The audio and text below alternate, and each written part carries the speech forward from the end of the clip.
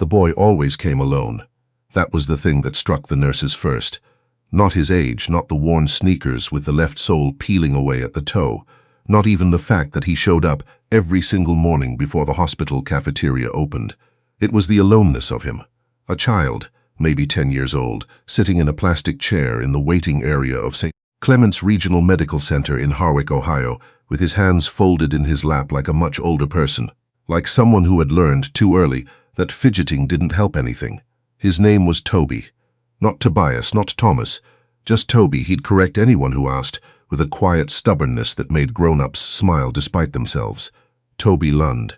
He had dark circles under his eyes, the color of old bruises, and hair that his grandmother still cut herself at the kitchen table with sewing scissors, which explained a great deal about the hair.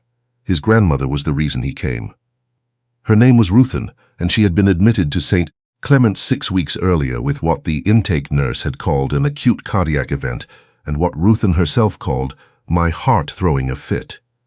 She was 63 years old and had worked as a school custodian for 21 years, which meant her knees were bad and her insurance was worse. She had raised Toby since he was 4 when his mother, her daughter, left for reasons that were never fully explained and never fully forgiven. Ruthann didn't talk about it. Toby had stopped asking. What Toby knew was this: his grandmother was sick. The doctors used words like valve replacement and surgical intervention, and sometimes longer words that he wrote down phonetically in a small, spiral notebook so he could look them up later at the school library. He was a serious child, in the way that children become serious when seriousness is required of them. He did his homework in the waiting room. He ate the crackers from his backpack for lunch. He said please and thank you to every nurse, every orderly, every volunteer who passed, because Ruthen had raised him that way, and because somewhere in his 10-year-old heart he understood that these were the people who were keeping her alive. It was on a Tuesday morning, unremarkable in every way, except that it wasn't, that Toby met Walter Kress. Walter Kress was 58 years old and had not been inside a hospital since his wife died in one 7 years ago. He knew this because he had counted. He had also not cried in 7 years, had not eaten a full meal at a dinner table in 7 years, had not slept past 5 in the morning in 7 years. Grief had restructured him from the inside out, the way water reshapes stone, slowly, invisibly, until one day you look and the original form is gone. He was one of the wealthiest men in Harwick County. He had made his money in industrial logistics, a phrase that meant almost nothing to most people but translated, in practical terms, to warehouses, shipping contracts, fleet management, and the kind of quietly enormous income that accumulates when you build infrastructure other people depend on. He had a house on Ketna Lake that he didn't use, a cabin in the Smokies he hadn't visited in 3 years, and an office downtown where he arrived at 6:15 every morning and left at 7 every evening, not because the work required it, but because the alternative was going home. He had one son. His son's name was Griffin, and Griffin was 19 years old and studying pre-law at Ohio State, which Walter had paid for and was proud of in the distant formal way that had become his only available mode of fathering. They spoke on the phone on Sunday evenings. The calls lasted between 8 and 12 minutes. Walter always felt, hanging up, that he had said the wrong things and left out the important ones. He suspected Griffin felt the same way. Neither of them knew how to fix it.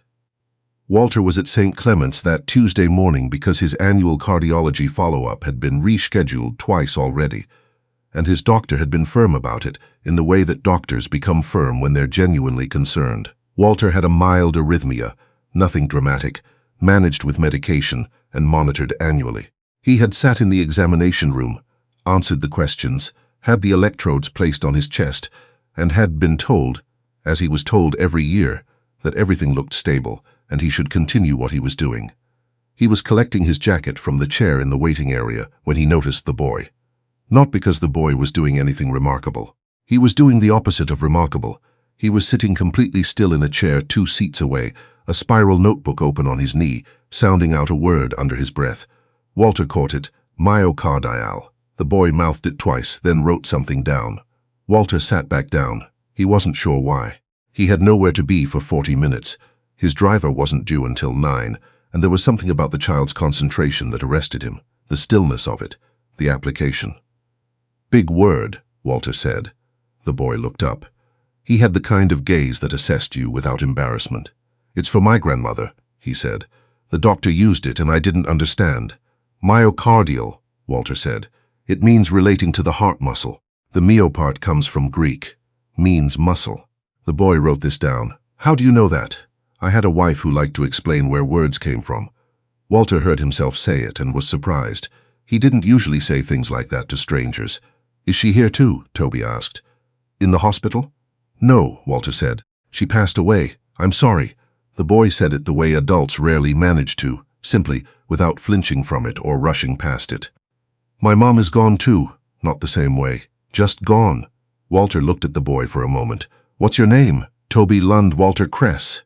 He held out his hand and the boy shook it with two pumps, firm, the handshake of a child who had been taught that this mattered. "What's your grandmother's name?" Walter asked. "Ruthen," Toby said. "Ruthen Lund. She needs a surgery, but it's—" He paused and looked at his notebook. "Complicated." The word he'd chosen in place of the real word, Walter suspected. The real word was probably expensive. He shouldn't have gone back.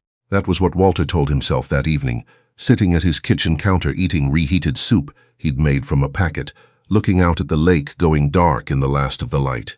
He had no business attaching himself to a child in a hospital waiting room. He had his own life.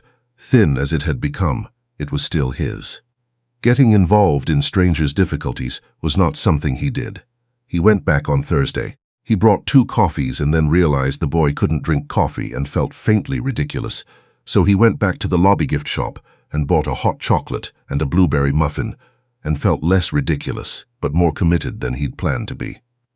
Toby was in the same chair, same notebook. He looked up when Walter sat down and did not seem surprised to see him, which somehow made it easier. "They're talking about moving her to a different hospital," Toby said, before Walter had even settled in. "One in Columbus. But she doesn't want to go." "Why not?" "Because I can't get to Columbus." He said it matter-of-factly. The way children state impossible things when they've already made their peace with the impossibility. "The bus doesn't go there and I can't take a day off school every time I want to see her." Walter absorbed this. He thought about saying something and didn't. He passed the hot chocolate across. Toby took it. "Thank you." He paused. "You don't have to keep coming." "I know," Walter said. They sat together in the waiting room for an hour and a half. Toby explained what the doctors had told him about Ruth Ann's condition. A faulty mitral valve, the kind of deterioration that had probably been developing for years, now at the point where intervention was unavoidable. The surgery was available. The surgical team was good. The problem was the cost structure.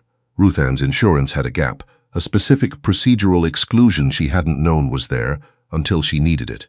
The gap was significant. "How much?" Walter asked. Toby named the figure. He'd written it down in his notebook the same way he wrote down the medical words. Walter kept his face neutral. "Toby," he said carefully. "Family or—" "No," the boy said. "Not sadly, just accurately. It's just me and Ruthen." Walter did not go to the hospital administrator that same day. He went home and sat with it for 3 days, which was, he had learned, the amount of time it took for his mind to move from reaction to decision. He thought about what Sandra, his wife, her name was Sandra, he still sometimes forced himself to say it out loud, just so it didn't fossilize in his chest, would have done. He thought about her hands, how she used to hold the face of a thing she was considering, really look at it, before she acted. He thought about the fact that he had more money than he could responsibly spend in the remaining years of his life, and that this had not, until now, felt like a moral problem. On the 4th day, he called the hospital. He spoke with the patient financial services coordinator, and then with the department head, and then, after some navigation, with the attending cardiologist. He did not announce himself by name at first. He asked questions. He listened. He asked more questions. He was good at this. It was, in a stripped-down form, what he had done for 30 years in business. Understand the structure, find the gap, figure out what it would take to close it. What it would take to close it, in Ruthen Lund's case, was within his reach. He made the arrangements quietly. He specifically requested that the source of the funding not be disclosed to the patient or her family. The coordinator, who had seen this before, not often, but occasionally, the anonymous benefactor, confirmed that this was possible. Walter thanked her. He hung up the phone and sat in his office for a long time, not doing anything in particular, looking at the photograph on his bookshelf. Sandra in her yellow coat, laughing at something off-camera, her hand raised to shield her eyes from the sun. He thought she would have approved. Toby noticed immediately that something had changed. He came in on Monday morning, a school holiday, one of those administrative calendar days that children remember and adults forget, and found his grandmother's nurse at the station with a different expression than usual. Not the careful neutrality they usually wore, something lighter. The surgery's been scheduled, the nurse told him, before he'd even asked. For Thursday. Toby stood very still. But the money has been handled, she said it gently.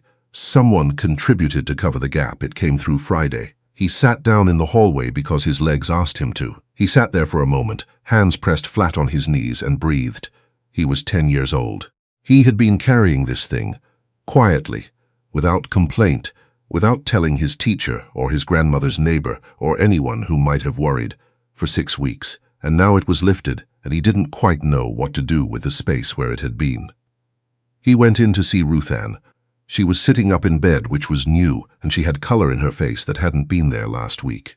She was a woman who looked younger when she smiled, which was not true of everyone, but was true of her. She held out her arms when she saw him come in, and Toby crossed the room and let himself be held the way he rarely allowed himself to be held anymore, because he was trying to be the strong one. "Someone helped us," Ruth Ann said into the top of his head. "I don't know who. The hospital won't say."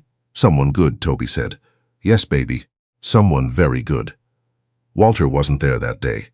He was in Columbus on a logistics contract review, sitting in a conference room with 7 other people, annotating a document about loading dock specifications, doing the work that had built the life that had made the other thing possible. He didn't think about the hospital. He thought about it only later, driving back, when his phone buzzed with a voicemail from St. Clements, the financial coordinator, confirming that the processing had completed and the surgery was on the schedule. He listened to the message once, then put the phone face down on the passenger seat. He stopped at a diner outside Harwich and ate a full meal at a table by himself, which he had not done in a very long time.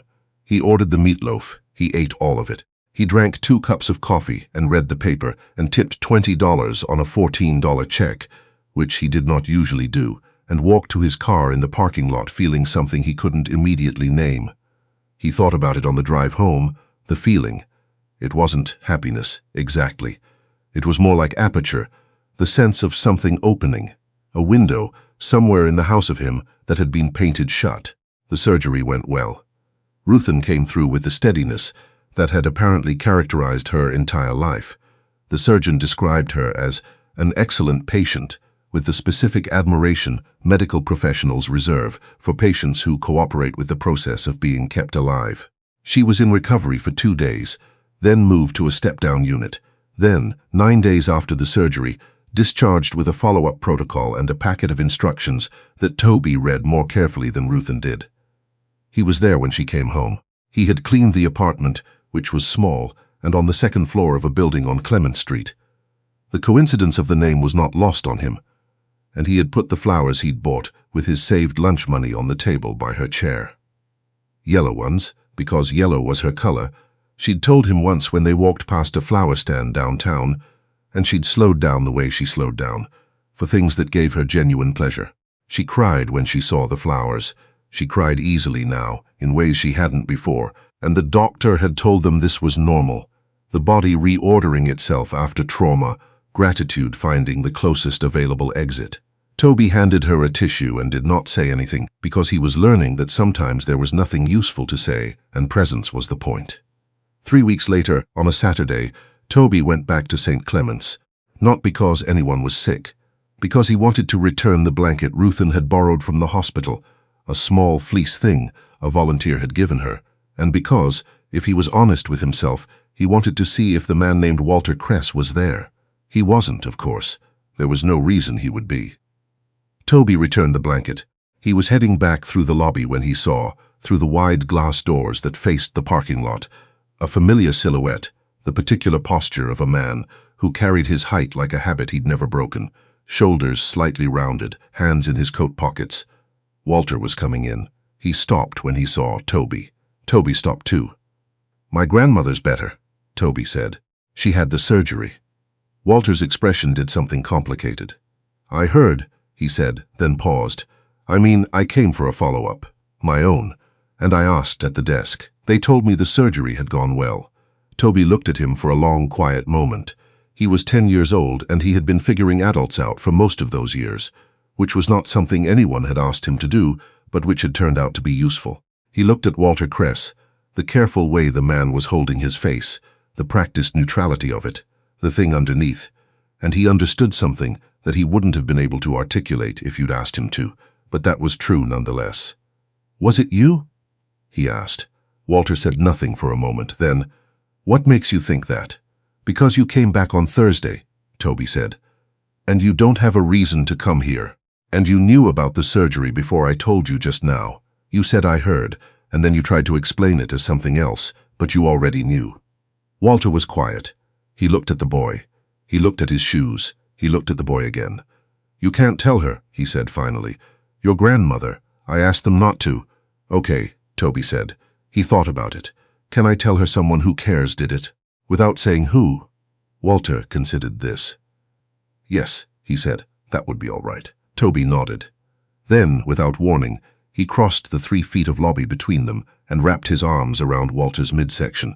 Not the tentative hug of a child uncertain of welcome, but a real one, the full weight of his gratitude pressed against the coat of a man who had not been properly held since Sandra died. Walter stood very still for one breath. Then his arms came up, and he held the boy the way you hold something you hadn't known you were waiting for. They had lunch after that. At the diner on Clement Street, the one Ruth Ann liked but said was too expensive, where the pancakes came in a stack of 4. Toby ordered the pancakes. Walter ordered coffee. And then, because Toby looked at the menu with such focused desire, and then carefully ordered only the pancakes, Walter arrived with eggs and sausage plate as well, in which they redistributed across the table, in which they distributed negotiation of people who are figuring out how to be in each other's lives. Did you know Ruth Ann's card? Toby asked. What her problem was, I mean. Before you helped, yes, Walter said. The mitral valve. You looked her up. I made some calls. He met the boy's eyes. I wanted to understand what was needed. Toby chewed on a piece of sausage that had migrated to his side of the table. My mom left when I was 4, he said. Not as an accusation, as information, the way he offered most things. Ruth Ann says she had problems she didn't know how to handle. I think that's true. I try to think it's true. Walter wrapped both hands around his coffee mug. My son and I, he said carefully, are not as close as we should be. I think I made myself very small after his mother died. I thought I was protecting him from seeing me grieve, but I think what I did was disappear. Toby looked at him. Can you undisappear? Walter laughed, a short sound, surprised out of him. I'm working on it. You should call him, Toby said. Not on a schedule, just whenever you think of him. That's what Ruth Ann does with me. She'll knock on my door at 9 at night to tell me something that could wait until morning. But she does it because she thought of me and she didn't want to wait. Walter set down his coffee. He thought about the Sunday evening calls, the 8 to 12 minutes, the sense, hanging up, of an opportunity passing. That's good advice, he said. You can take it, Toby said. It's free. Ruth Ann met Walter 6 weeks later on a Sunday afternoon in early April, when Toby asked Walter if he wanted to come for dinner, and Walter said yes before he'd fully considered what yes meant. What it meant, it turned out, was a kitchen that smelled like roast chicken and canned biscuits, a table with 3 mismatched chairs, and a woman who shook his hand and looked at him with eyes that had seen quite a lot and forgotten very little. I know what you did, Ruth Ann said. Walter looked at Toby. I didn't tell her who, Toby said. I told her someone good. I figured out the rest, Ruth Ann said. Toby started coming home Tuesdays and Thursdays and talking about a man at the hospital who knew where words came from. Didn't take long after that. She pulled out the chair at the head of the table and pointed at it. Sit down. You're staying for dinner. It wasn't a question. Walter sat. He ate roast chicken and canned biscuits and a green bean casserole from a recipe on the back of the soup can. He sat at a table with a 10-year-old boy and a 63-year-old woman with a repaired heart and mismatched salt and pepper shakers. He talked about Sandra, about who she was, not just that she was gone, which was different from how he usually talked about her. Ruth Ann listened the way she probably listened to most things, fully, without offering premature comfort, letting the words settle before she responded. She sounds like she was a woman who loved being alive, Ruth Ann said. She was, Walter said. She was exactly that. Then she'd want you to do the same. Not unkindly. Just clearly, the way Ruth Ann seemed to do most things. Walter looked down at his plate. He thought about the empty house on Kettner Lake. He thought about the Sunday phone calls. He thought about a 10-year-old boy with a spiral notebook, sounding out words in a hospital waiting room, alone in the particular way of children who have decided that being alone is better than being a burden. I called my son, he said, this week, not on Sunday, just on a Wednesday, because I thought of something I wanted to tell him. Toby looked up from his plate. He didn't say anything. He just nodded.